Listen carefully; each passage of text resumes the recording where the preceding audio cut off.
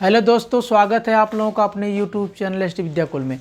आज दोस्तों हम लोग लेके आए हैं इस वीडियो में प्रश्नावली 1C का पार्ट 5, पार्ट 4 तक बता दिए हैं, तो उसको अब ज़रूर देख लीजिएगा। पार्ट 1, पार्ट 2, पार्ट 3, पार्ट 4 कई पार्ट में बना दिया गया है, ये पार्ट 5 रहेगा। तो चलिए हम लोग पढ़ते हैं। इसमें सवाल दिया है देखिए, पार्ट 4 तक सवाल हो गया था 18 तक, 18 तक हो गया था ना, नहीं 17 तक हो गया था। 18वीं तक देखिए 18 से देखिए, लिखा है सिद्ध कीजिए कि 3 करीब 3 एक परिमेय संख्या नहीं है। आप देखिए 3 करीब 3 एक परिमेय संख्या तो नहीं है, इसे सिद्ध करके बताना है, ठीक ना। जो रूट वाली संख्या है वो तो ऑलरेडी अपरिमेय होती है, यानी परिमेय नहीं होती है। तो जैसे ये 3 परिमेय है, इसके साथ कोई अपरिमेय से गुणा कर दिया जाए तो क्या हो जाएगा, पूरा फंक्शन ही क्या हो जाएगा, अपरिमेय होगा। लेकिन इसे सिद्ध करके बताना है, तो चलिए हम लोग सिद्ध करके बता रहे हैं। अब देखिए इसमें क्या दिया है, इसमें क्या दिया है कि सिद्ध करना है। तो मान लीजिए पहले सवाल नंबर 18 देखिए, माना 3 कड़ी में 3 एक परिमेय है, परिमेय है। देखिए पहली बात यह है कि अगर किसी को कहेगा कि सिद्ध कीजिए कि परिमेय नहीं है, तो उसको पहले परिमेय मान लीजिए, ठीक ना। तो माना 3 कड़ी में 3 एक परिमेय है। जब परिमेय होता है तो इसको P/Q के रूप में लिख सकते हैं। तो लिख सकते हैं क्या, 3 कड़ी में 3 बराबर x लिख सकते हैं, या x/1 लिख सकते हैं, कुछ भी लिख सकते हैं, ठीक ना। अब देखिए ध्यान से, इतना हो गया ना। अब यहाँ कड़ी में 3 छोड़ दीजिए, यहाँ x बटा कितना हो जाएगा, 3 हो जाएगा ना, क्योंकि 3 को यहाँ भेज दिया हमने। लिखेंगे चूंकि x बटा कड़ी में 3 एक परिमेय है, एक परिमेय है, परिमेय है, ठीक ना, परिमेय है। चूंकि इतना एक परिमेय संख्या, एक यहाँ क्या लिखे भाई, परिमेय संख्या है, परिमेय संख्या है। लेकिन क्या है, लेकिन कड़ी में 3 एक परिमेय संख्या नहीं है, ठीक ना। क्या है, परिमेय संख्या नहीं है, ठीक ना। एक परिमेय देखिए भाई, ये वाला है अंश बटा हर है भाई, जैसे P/Q के रूप में लिखा जा सके वही परिमेय होता है। तो ये एक परिमेय संख्या हो गई, लेकिन यह एक परिमेय संख्या नहीं है, ठीक ना। तो लिखेंगे, अब देखिए इसके बराबर यह है, तो यह परिमेय है, यह अपरिमेय है, तो ये विरोधाभास हो रहा है ना। यह दोनों जो बराबर की चीजें हैं एक दूसरे का विरोध कर रही हैं, तो इसको हम एक स्टेटमेंट के रूप में लिखेंगे। किसके रूप में लिखेंगे, स्टेटमेंट को लिखिए। अतः एक दूसरे के विरोधाभास के कारण, विरोधाभास के कारण, अब देखिए है ना, ये वाला यह इसके बराबर है, यह परिमेय है, यह अपरिमेय है। हम जानते हैं कड़ी में 3 अपरिमेय है, पहले से प्रूव कर चुके हैं, या भी जानते में। अतः एक दूसरे के विरोधाभास के कारण क्या हो जाएगा, 3 कड़ी में 3 एक परिमेय संख्या नहीं है, यही प्रूव करना है, ठीक ना, है कि नहीं। तो इस टाइप से हम पूरा स्टेटमेंट लिखेंगे, ठीक ना। अब देखिए सवाल नेक्स्ट वाली 19 सवाल लिखा, -1 और -1 तथा 1 के बीच 2 परिमेय संख्याएं लिखिए। ऐसी कितनी और परिमेय संख्याएं ज्ञात की जा सकती है। अब देखिए 2 परिमेय संख्याओं के बीच में अनंत परिमेय संख्या होती है, तो हमें 2 निकालना, 2 निकाल लीजिए, ठीक ना। अब देख लीजिए आप लोग, तो यहाँ पे दिया है, क्या दिया, सवाल 19 दिया, -1 और +1 के बीच, जहाँ कोई चिन्ह नहीं होता वहाँ प्लस होता है, ठीक ना। तो लिखेंगे -1 और +1 के बीच परिमेय संख्या, परिमेय संख्या कितना हो जाएगा जानते हैं?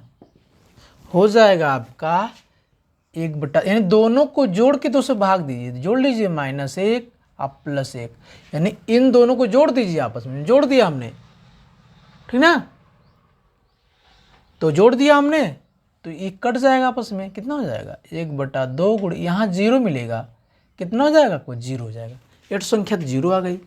फिर पुनः करेंगे 0 और अब 0 जो मिला है इसकी और इसके बीच निकाल लीजिए, 0 और -1 के बीच परिमेय संख्या, परिमेय संख्या क्या करेंगे बताइए? परिमेय संख्या दोनों को जोड़ दीजिए और 1/2 से भाग करिए ना, गुणा कर लीजिए, 2 से भाग का मतलब 1/2 से गुणा, तो 0 और +-1 ना, ये बताया हमने ना, 0 में इसको जोड़ते हैं और 1/2 से गुणा करते हैं, यानी 2 से भाग करते हैं, रूल यही होता है।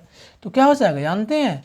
यहाँ 1/2 गुणा ये यहाँ हो जाएगा आपका 0 +-1 कितना हो जाएगा, ठीक ना, 1/2, यहाँ कितना हो जाएगा 0 में से 1 जाएगा -1 आएगा, कितना हो जाएगा -1/2 आ जाएगा, ठीक ना, दिख रहा है ना, इतना उतना हो जाएगा, -1/2 हो गया, ठीक ना। अब उसके बाद क्या करना है हमें अगले कंडीशन में क्या करना है, 2 तो निकल गया, अब एक और निकाल लीजिए, आपकी इच्छा है तो इसके और उसके बीच निकाल लीजिए, ठीक ना, 0 और इसके बीच निकाल लीजिए। तो लिखेंगे ये, इसको ये ऐसे कर दें, लिख लेंगे 0 और +1 के बीच क्या हो जाएगा? परिमेय संख्या, परिमेय संख्या क्या हो जाएगा? 0 ऐसे 1/2 से ऐसे कर लीजिए, 1/2 हो जाएगा। देखिए इसमें इसको जोड़ेंगे, 1 आएगा, 1 का गुणा 1 में करें तो 1/2 आएगा, ठीक ना, तो हो गया ना। तो लिखेंगे -1 और +1 के बीच की परिमेय संख्याएं, परिमेय संख्याएं कितना हो गया? पहले 0 निकला है, -1/2 निकला है और कितना +1/2 निकला, ठीक ना। तो इस टाइप से 3 संख्या निकालिए, 2 या 3 निकाल लीजिए। देखिए सवाल नेक्स्ट वाला, इस सवाल 20 है, बहुत अच्छी सवाल है। लिखा है यदि a और b 2 परिमेय संख्याएं हो तो सिद्ध कीजिए कि a + b, a - b और ab परिमेय संख्याएं हैं। यदि b डज नॉट 0 तो सिद्ध कीजिए कि a/b भी एक परिमेय संख्या है। अब देखिए जब a और b दोनों परिमेय संख्याएं हैं, जैसे एग्जाम्पल्स हम बता रहे हैं, अब देखिए 20वां है, 20वां सवाल को हम बताना है मुझे, थोड़ा सा हम बता दें। जैसे अगर 2 और 3 दोनों परिमेय संख्या है, दोनों को जोड़ेंगे तो 5 आएगा, तो ए भी परिमेय आएगा।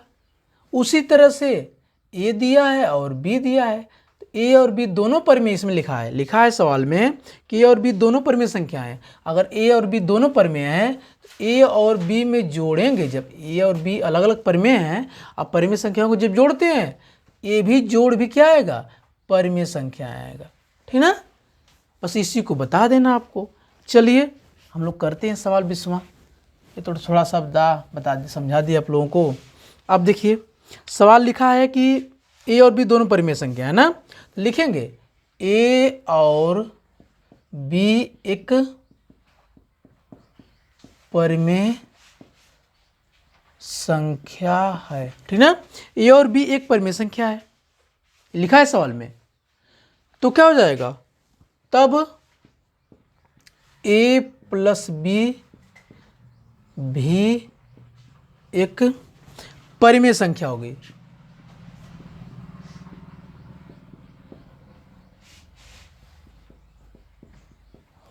ना, क्योंकि क्रम विनिमय से कि लिखेंगे क्योंकि क्रम विनिमय नियम से a, b belongs to Q, यानी ए और बी दोनों परमेय है, तब क्या हो जाएगा, तब ए प्लस बी भी क्या होगा, ए प्लस बी भी बिलोंग्स टू क्यू। अगर ए अलग अलग परमेय है तो इनका जोड़ भी परमेय होगा कि नहीं होगा, समझे ना आप लोग।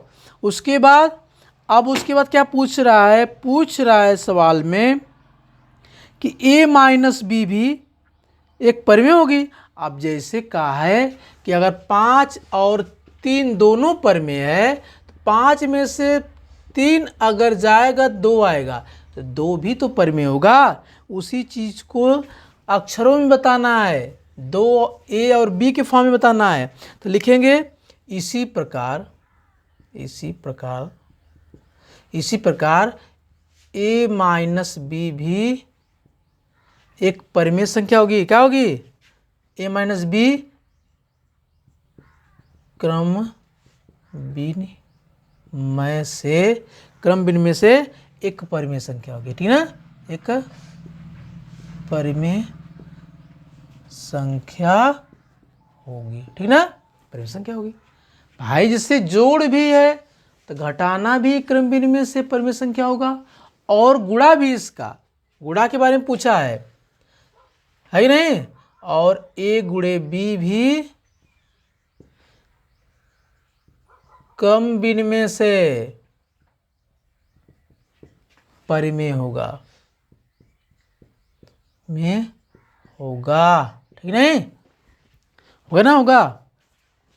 और अगर हम बात करें ए अपान बी की, तो ए अपान बी बिलोंग्स टू क्यू, कहाँ लिखा है, तथा क्यू डज नॉट जीरो लिखा है, तब क्या हो जाएगा, तब ए अपान बी भी एक परमेय होगा। क्या होगा, एक परमेय होगा। नीचे दिख रहा भाई ना, होगा नहीं होगा, एक परमेय होगा, ठीक ना, यही बताना था आपको, ठीक ना। तो इस टाइप से आप की जोड़ घटा के रूप में सवाल दिया। देखिए भाई सवाल क्या लिखा है, लिखा है कि यदि एक धन परमेय संख्या हो, लिखा है कि यदि एक धन परमेय संख्या हो और यन एक धन पूर्णांक, यन का मान, यन जो है धन पूर्णांक है और एक से बड़ा है, क्या है, एक से बड़ा है, तो सिद्ध कीजिए कि एक पावर यन एक परमेय संख्या है। अब आपको बताना है कि यन का मान एक से बड़ा है और ए एक धन परमेय संख्या है। तो मान लीजिए ए का कोई परमेय संख्या, माना ए बराबर पी अपान क्यू, हाँ, ए अपान क्या है, ए बराबर पी अपान क्यू, जहां लिख देंगे जहां पी और क्यू एक धन पूर्णांक है। क्या है, इसमें लिखा है भाई सवाल में धन पूर्णांक है, यानी बोला है कि एक कोई धन परमेय संख्या, यानी बोला ना एक धन परमेय संख्या है। इसका मतलब परमेय संख्या क्या होता है, यानी कि वह जिसको p बटा q के रूप में लिखा जा सके। तो हमने लिख दिया जहां p और q एक धन पूर्णांक है, धन पूर्णांक बोल भी रहा है। उसके बाद क्या कर रहा है, और कुछ कर रहा है, और आप जानते हैं कि जब परमेय संख्या होती है तो ये वाला q डज नॉट जीरो होता है, ठीक ना, q का मान जीरो नहीं होना चाहिए। और लिखा है इसमें मेंशन किया है कि एक धन पूर्णांक एक से बड़ा हो, ए का मान यन नहीं, यन का मान, यन एक धन पूर्णांक है, यानी यन एक धन पूर्णांक है लेकिन यन का मान एक से बड़ा है। इसका मतलब 2 है, 3 है, 4 है, 5, इस टाइप से कर रहा है, ठीक ना, ये सवाल कर रहा है। जो सवाल था मैंने आपको बता दिया। अब आपको सॉल्व करना है, प्रूव करना है कि ए के पावर n एक परमेय संख्या है ना, एक परमेय संख्या, ए के पावर n एक क्या है, परमेय संख्या है। तो n बराबर आप देख रहे हैं 2, 3, 4, 5 डॉट डॉट इस टाइप से है। और लिखा है अगर हम ये बात कर दें, जैसे अगर ए स्क्वायर का हम मान निकालें, अगर यहाँ ए बराबर पी अपान क्यू है, अगर यहाँ पे ए स्क्वायर कर दें तो पी अपान क्यू का होल स्क्वायर हो जाएगा, हो जाएगा नहीं हो जाएगा, पी अपान क्यू का होल स्क्वायर हो जाएगा ना। और ये कहा है कि ए के पावर n एक परमेय संख्या प्रूव करना है।